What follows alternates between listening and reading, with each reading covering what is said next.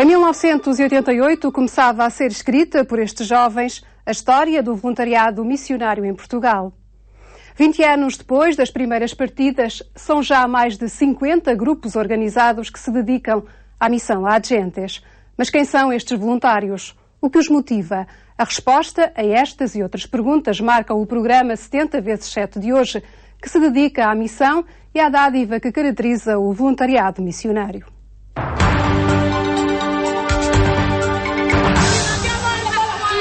Muito bem, vamos lá. 3. Uma aventura em tempo de férias ou uma vontade de fazer algo de útil pelo próximo?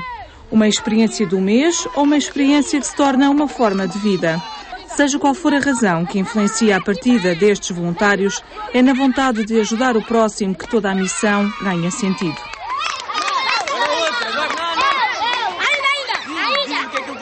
Não podemos ficar só naquilo que é nosso e querer resolver os nossos problemas só e depois então olhar para fora quando nestes países vive uma realidade muito diferente. As pessoas vivem muitos abaixo do limiar da pobreza, ou grande percentagem da população vive abaixo do limiar da pobreza, sem condições de higiene, sem acesso à educação, sem acesso à saúde, a cuidados primários, que em Portugal todos estão garantidos. Portanto, é um olhar para fora, mas não é só olhar para fora e não olhar o que acontece em Portugal. Porque, de facto, os voluntários trabalham em Portugal, depois regressam e continuam a trabalhar em Portugal. E, portanto, há este movimento que é importante também.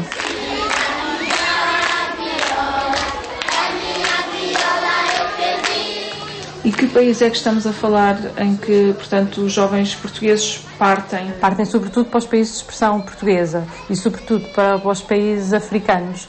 E dentro destes, Moçambique e Angola são aqueles que recebem mais voluntários. Também muito porque são os países cujo território é maior, portanto há mais missões católicas, há mais congregações religiosas a trabalhar e, portanto, há também mais necessidades, ou pelo menos há mais organizações e congregações para receber. Vamos dar uma volta.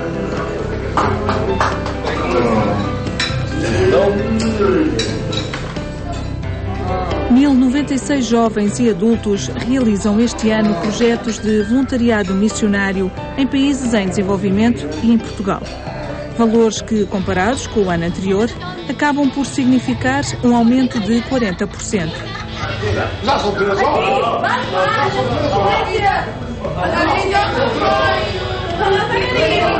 É cada vez mais pessoas com esta consciência de que é preciso fazer alguma coisa, de que é preciso reduzir assimetrias, com esta consciência das interdependências.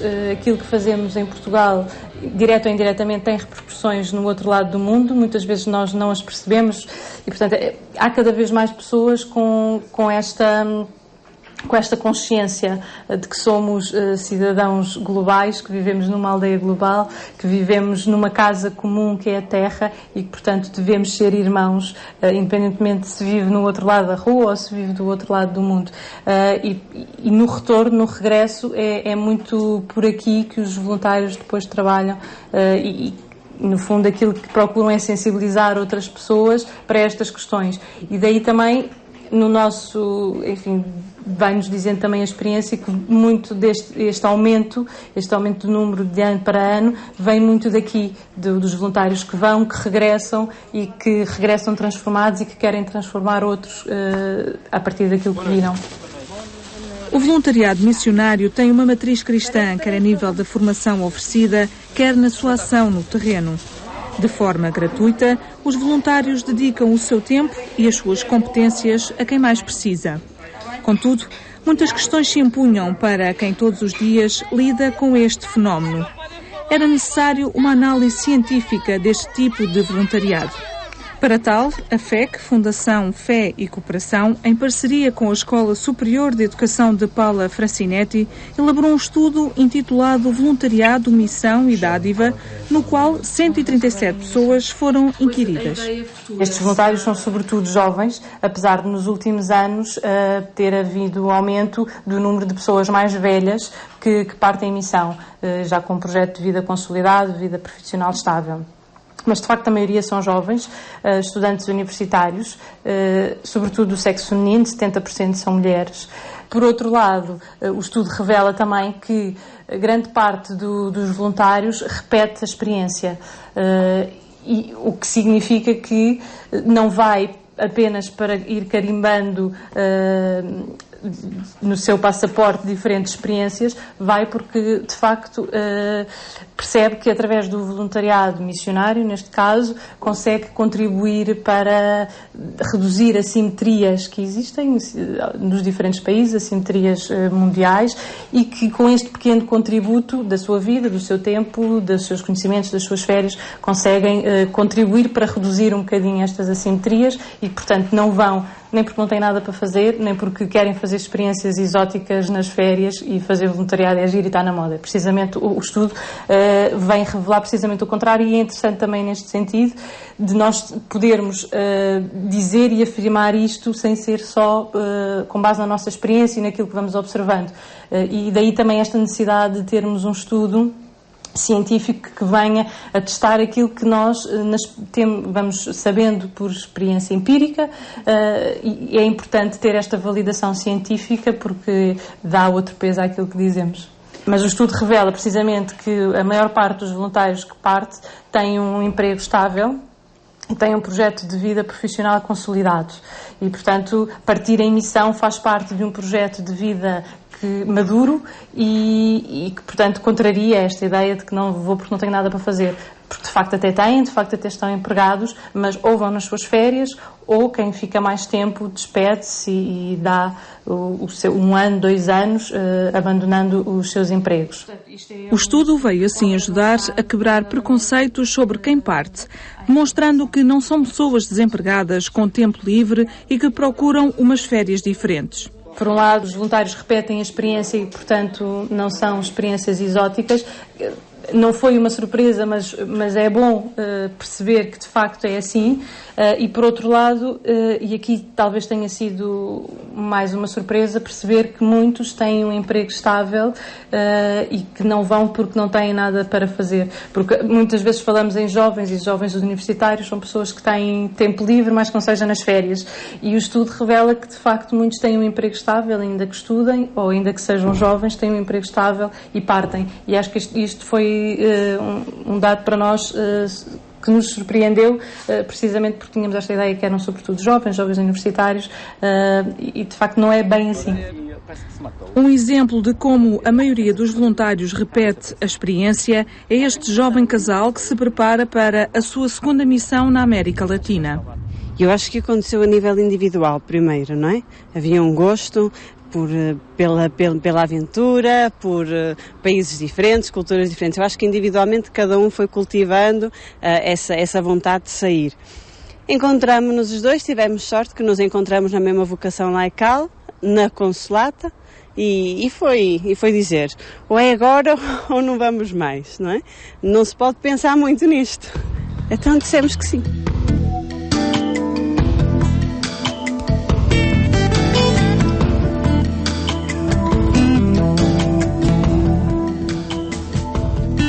Amanhã começou com a Via Sacra.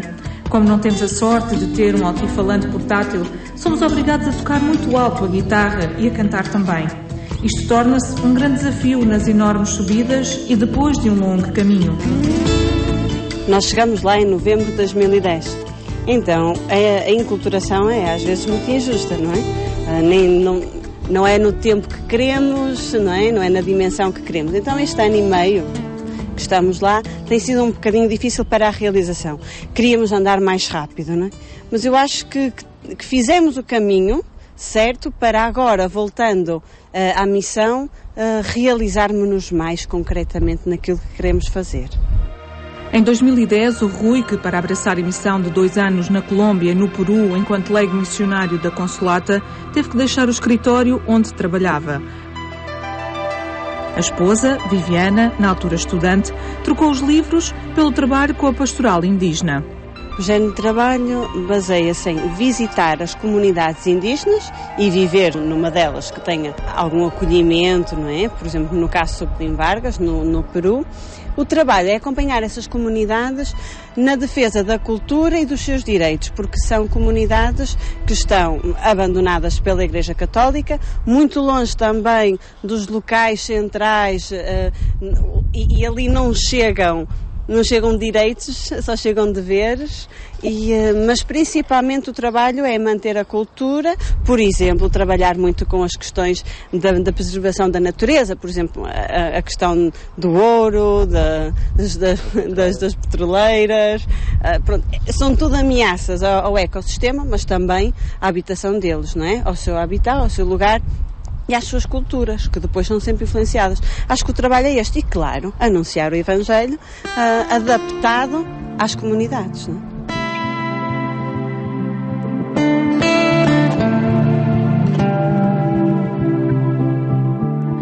é? A vida cotidiana é muito pacata. Entre a pesca, o trabalho do campo, algum comércio, os ruídos que mais escutam são as galinhas, os barcos, as crianças e, por volta das 18, o motor da eletricidade. Pois é, só existe eletricidade entre as 18 e as 22h30. Para terminar, fica o resumo do que afinal Deus nos pede por estes lados. Acompanhar todos sem exclusão, em todo o sentido da palavra, como, onde soubermos e conseguirmos. A Colômbia é o terceiro país mais populoso da América Latina depois do Brasil e do México, onde metade da população continua a viver abaixo do limiar de pobreza. Por isso, nem sempre a missão levada a cabo por este casal foi fácil. A Colômbia continua a ser um centro de grandes conflitos, quer sociais, quer militares, não é? Mais de metade do orçamento do Estado continua a ser para as tropas, para dizer que continua-se a investir muito dinheiro na guerra. Não está tão presente a questão da guerrilha nem do narcotráfico. Atualmente o narcotráfico, se há uns anos atrás era feito nas comunidades de uma forma muito evidente, as famílias faziam o cultivo da coca nos seus quintais, punham a cocaína a fazer e na praça pública punham-na a secar, era uma coisa muito natural. Agora não, o exército colombiano tem combatido esses campos de narcotráfico e a guerrilha, a única fonte de rendimento da guerrilha é atualmente a questão do narcotráfico para comprar as armas e tudo mais.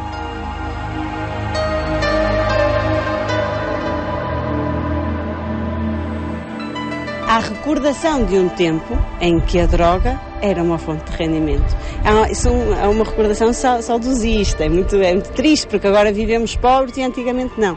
Contudo, os missionários da Consolata têm um projeto de chocolate, por exemplo, plantar chocolate, ou a planta do cacau, não é? Só que, claro que não é tão rentável. E é difícil convencê-los. Vamos lá plantar cacau em vez de plantar coca. 10 gramas de coca tem que se fazer, creio que são 3 quilos de cacau. Então não é rentável. É uma coisa absurda no sentido do dinheiro que eles ganhavam. E por isso é que há gente que sim, porque não tem mais nada que fazer. Mas a maior parte, não, continuam clandestinos nesse cultivo da coca, mas é uma coisa muito clandestina que para chegar onde tem as plantações tem que caminhar por dentro da selva durante horas, porque tem que estar muito camuflada, porque senão o exército desmantela e apreende-os, não é? Adversidades que fazem parte do trabalho e que não os inibe de voltar.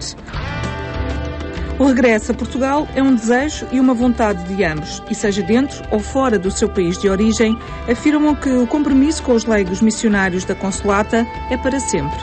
Nós somos leigos missionários da Consolata e nós acreditamos que vivemos uma vocação. E uma vocação não é por uns anos. Nós não vamos à missão, realizamos a nossa vocação e deixamos de ter vocação. Não. Para nós assumimos um compromisso vocacional para a vida inteira, estando em missão ou estando cá em Portugal. É claro que a missão em Portugal é muito mais desafiante do que lá para fora, porque é muito mais difícil, não é? Porque nós conhecemos as realidades bem e aquilo que nós conhecemos não nos aventuramos tão facilmente a entrar, não é? Mas, contudo, mesmo o Instituto dos Missionários da Consolata, ainda agora acabou a Assembleia Regional, em que a meta e a visão da missão cá em Portugal é muito forte. E com esta crise a agravar-se, cada vez há mais pobres, cada vez há mais situações de carências, e aí os missionários estão na primeira linha para responder a esse tipo de situações.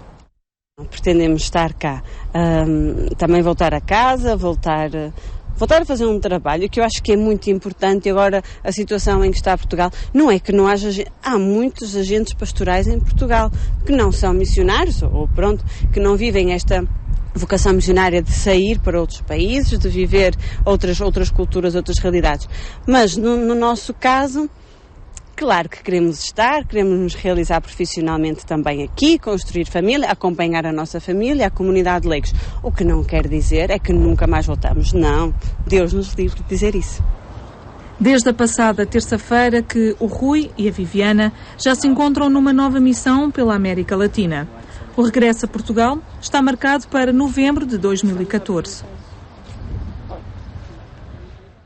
E fazer as caixas, eu estive a falar com a Mena hoje, a telha, nós já tínhamos preço, está um orçamento no mail que ainda não. De partida estão também os irmãos Jacinto e Francisco, que em setembro regressam a Ondame, uma vila de Biombo, na Guiné-Bissau. Uma caminhada que teve o seu início em 1990, quando surge o desejo de realizarem umas férias diferentes. Foi até numa altura curiosa, foi pelo falecimento do meu pai, estávamos em licença de nojo, que pensámos, vamos fazer qualquer coisa de útil a alguém nas nossas férias, ocupando o nosso tempo, mas deixando só de andar de carro e de conhecer paisagens, porque já tínhamos mais ou menos uma abrangência sobre aquilo que gostaríamos de conhecer. E, portanto, olha, vamos tentar fazer qualquer coisa de novo. A opção Guiné, alguns fatores o levaram a isso, porque a distância era menor do que ir para países como Moçambique ou Angola, portanto, também não somos pessoas de muito dinheiro, podemos ser muito ricos, mas não de dinheiro.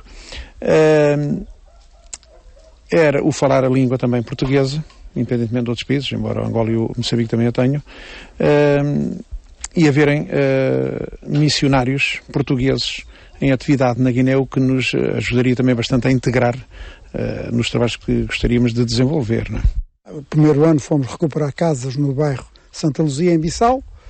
O segundo ano também, o terceiro e o quarto talvez até 94. Depois em 94 começamos que arranjamos o terreno realmente na região de Ondame, da região de Quinhamel, portanto através da Associação dos Guineenses em Portugal. E pronto, temos um terreno, fizemos uma casa. Nessa casa pensávamos construir muitas coisas, uma biblioteca, uma escola de alfabetização de adultos, um centro de saúde, mas depois fomos conhecendo a região e fomos vendo que isso não era necessário, já lá havia muita coisa.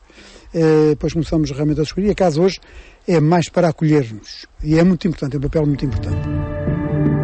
20 anos de férias solidárias organizadas pela Fundação João 23 Casa do Oeste, que tem permitido apoiar os projetos locais de forma a ajudar a população em áreas como a saúde, a educação e a agricultura. Nós começamos por pagar os salários de todos os enfermeiros que lá trabalham, e todas as pessoas, que eram 12 pessoas,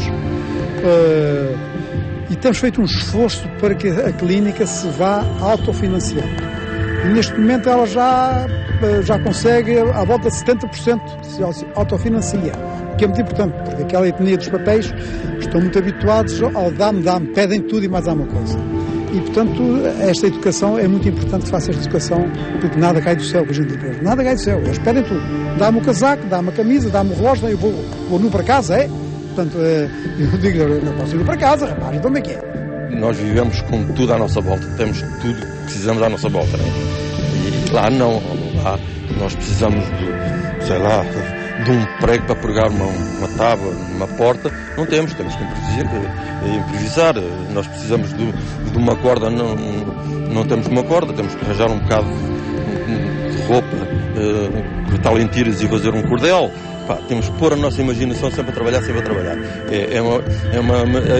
A imaginação ali tem que estar constantemente sempre em atividade, porque quando nós cá temos tudo e vamos à drogaria, vamos à loja, vamos ao supermercado, vamos à superfície buscar isto, buscar aquilo que precisamos, nós lá não temos as coisas, temos que imaginar. E é assim. E isso, dá-nos um bocado da nossa... enche um bocado o nosso ego. Portanto, nós sentimos um bocado... um bocado aquela coisa toda de estarmos do nada a fazer alguma coisa. Apesar de ter integrado o grupo mais tarde, aos 54 anos, Rui sente que já faz parte da Guiné, de onde regressou recentemente. Este ano fomos fazer a montagem, portanto, dar melhores condições à nossa casa. Portanto, a nossa casa não tinha água canalizada, montamos uma bomba, já que nós temos lá a eletricidade, portanto, fornecida pela operadora dos telemóveis. Nós fomos montar a bomba, tirar água, montamos a água dentro de casa, montamos a eletricidade na maternidade porque não funcionava. A nossa casa também meter luz toda à volta da casa, portanto, dar melhores condições propriamente à casa, abrir uma porta para fazer uma despensa, portanto, todo aquele trabalho de melhoramento e de apoio à nossa casa. Uma realidade só possível de melhorar com a ajuda de algumas empresas locais e através destes voluntários que pagam a sua própria estadia e viagem. Conscientes das suas limitações e da realidade que os rodeia, mas nem por isso desanimam. A Guiné sofre muito de liderança, é o que nós achamos.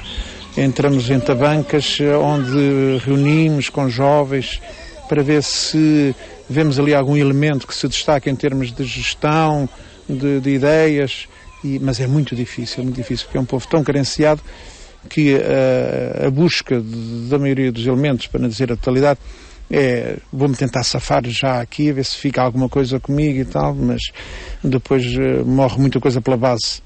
Nós temos tido experiências ricas para nós, mas com algum custo monetário também, e não só. Porque se deixamos dinheiro para uma piroga, sempre faço uma piroga, sim senhores. Mas depois quando voltamos não está piroga, não está dinheiro. E outras coisas, mas são experiências que nós escolhemos e não condenamos. Desanima? Nada, nunca. Se assim fosse, já há muito tempo tinha deixado de lá ir. Há coisas que eu aprendi na Guiné. Por exemplo? A gente, vai para lá, vai com a mania que vai só ensinar, mas não vai aprender. Aprendi que o meu país não é tão mau como se diz. Aprendi que a vida que eu tenho é uma vida excelente, eu sou rico. Quando regressam, os voluntários vêm muito marcados pelas experiências, trazem as histórias de vida das pessoas com quem se cruzaram e isso não os deixa indiferentes. As motivações que os levam a partir são motivações heterorreferenciadas, quer dizer que a tónica é colocada no outro e não em si mesmo. E, portanto, não podem ficar indiferentes quando regressam. E daí também o quererem continuar ligados aos projetos a partir de Portugal, porque em Portugal pode-se fazer muita coisa. E, portanto, há esta transformação e eles próprios assumem e admitem isso. Voluntários que despertam consciências e chamam a atenção para realidades que se vivem em locais onde muitas vezes o nome é difícil de pronunciar, onde nem sempre existe uma referência no mapa. Neste processo de dar e receber, a maioria afirma que recebe muito mais do que dá.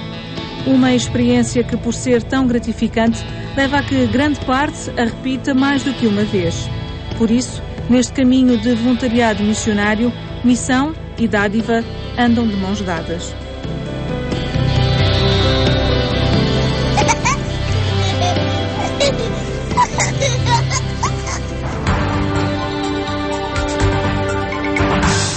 Foi este o 70 × 7 de hoje. No próximo domingo damos-lhe a conhecer as raízes e o percurso do novo bispo português, Dom António Moiteiro. Tenha então um bom domingo e uma ótima semana.